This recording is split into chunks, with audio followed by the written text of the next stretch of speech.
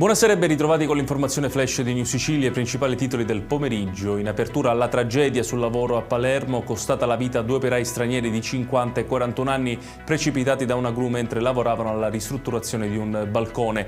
I familiari del cinquantenne contestano la ricostruzione secondo cui l'uomo lavorasse in nero, ma gli inquirenti hanno accertato già che entrambe le vittime non risultavano in regola, così come la ditta per cui lavoravano, che non comunicava l'apertura di un cantiere dal 2016. La procura continua a indagare.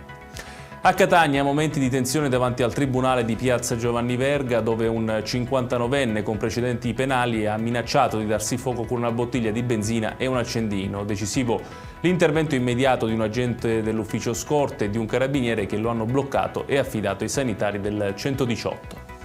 La politica adesso con le elezioni amministrative. Ad Agrigento il centrodestra andrà compatto su un candidato unitario. Lo fanno sapere tramite una nota Forza Italia, Fratelli d'Italia, Lega, MPA e UDC, che sottolineano come sulle divisioni interne debba prevalere il senso delle istituzioni e l'amore per la città.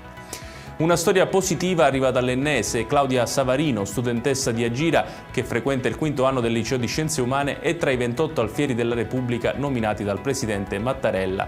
La giovane scrive poesie e nella motivazione dell'onorificenza è scritto che si distingue per la sensibilità con cui osserva e interpreta la realtà che la circonda e per l'autentico amore verso la poesia. Attraverso la scrittura mostra una maturità non comune e un forte senso etico. Chiudiamo con il meteo. Anche nella giornata di domani in Sicilia è previsto tempo stabile e soleggiato su tutto il territorio regionale. Anche le temperature resteranno sui valori degli ultimi giorni, con diverse province che vedranno il termometro superare i 20 gradi. Ed è tutto per questa edizione. Tutti i dettagli su queste notizie li trovate come sempre sul nostro sito www.newsicilia.it. Grazie per averci seguito e buon proseguimento di serata.